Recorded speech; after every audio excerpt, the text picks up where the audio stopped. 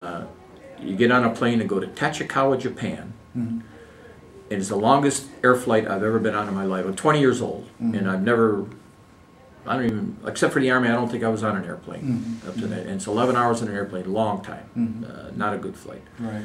And in Tachikawa, Japan, they pick us up and we board another plane for the 55th Air Wing at Kimpo Air Force Base, Seoul, Korea. Oh, okay. So I'm in the military. I've got starched fatigue, straight gig lines. Everything looks good, and these sloppy Air Force guys pick us up, and they look like bums. Yeah. You know. And I said, "Hey man, what's with this?" He says, "We're doing 4 years. We don't care." You know. So you're doing 2 years. You look good. I said, "All right, go ahead, whatever." But I remember that about we had actually a helicopter wing attached to Camp Casey. Okay. The most loose bunch of guys. You know, salute was like yeah. You know. But anyway, I guess we envied them because we were playing real Army. Okay. Yeah. So what month would you might have gotten into Korea? You know? Well, went into the service in October. It was like Halloween, and it was January when we got to Korea. Okay. So it was January in Korea. Okay. All right. Was it uniquely cold there? Yes. Was it something that Yeah, you had to get being used from to? Michigan, it wasn't adversely cold. We had heard it was terrible and all this. And when they issue, we hadn't been issued any uniforms, so I had a duffel bag filled with whatever they gave me in Fort Leonard Wood. But at a processing center in Seoul, we still didn't have orders of where you're going to go in Korea. At the time, and it's still the 38th parallel or the DMZ, and south of that, you could have went anywhere in Korea. Okay. And actually, Korea isn't tropical in the south, but it's temperate. Busan is nice. Right. Or you could have went north, or you could have went to Seoul. Right. Right. Well, when they gave me outer whites and OD everything and Mickey Mouse boots, which we called them, I don't. They're a winter boot I know what that you're saying. looks like Mickey Mouse's feet that has a valve stem on them. They said you're going north, so we went north, and it was a truck ride.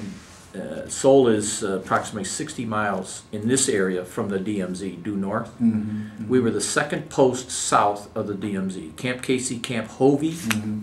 Camp Casey is a large camp in a city called Tongducheon, the village, Tongducheon, and it's in a valley, and you go up one Yama hill and down the other side, and you're at Camp Hovey. Oh. So they're basically sister camps, separate but next together. And if you went a few miles north of us was the 2nd Division on the DMZ, and a little to the east and north was Panmunjom, Oh. Okay. is where we were. Wow. Okay. Yeah. The Yamas, the mountain ranges, basically form valleys in Korea. They're striated, almost like Upper New York, like the Finger Lakes and all that.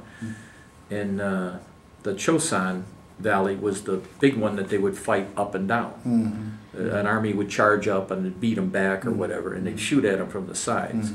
And we still had ordnance in the hills and pillboxes and stuff. It was kind of neat. Okay. Were you exposed to any of the combat? Yeah, in a way, I thought I skated. I thought I'm in Korea. They're fighting over there. I'm in Korea. Well, they also gave me a flak jacket. Now they're called bulletproof vests, and ammo. Right. And they told us in the processing station in Seoul, you'll never get ammo. Unless you're on guard duty, you might get a bullet, but you'll never get ammo. So they gave us ammo, and we wanted to know why. They said because once a month you go up on the DMZ and you do something called OP, outpost, Okay.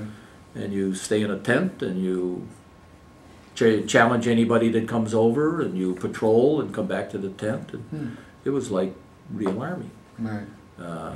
But mostly what we saw were ROKs, Republic of Korea, Army people, real tough guys. Okay. Little guys. Koreans, little guys, real tough guys. Okay. Mostly we saw them. Although while we were there, I don't know if anyone here recalls, Johnson made a visit to the Gulf of Tonkin, President Johnson, and as he came north to go to Korea, they killed 5 guys. Wow. 5 of our guys, and one was from Michigan. And the story is, maybe this is what people remember, he had a watch on, and he was playing dead.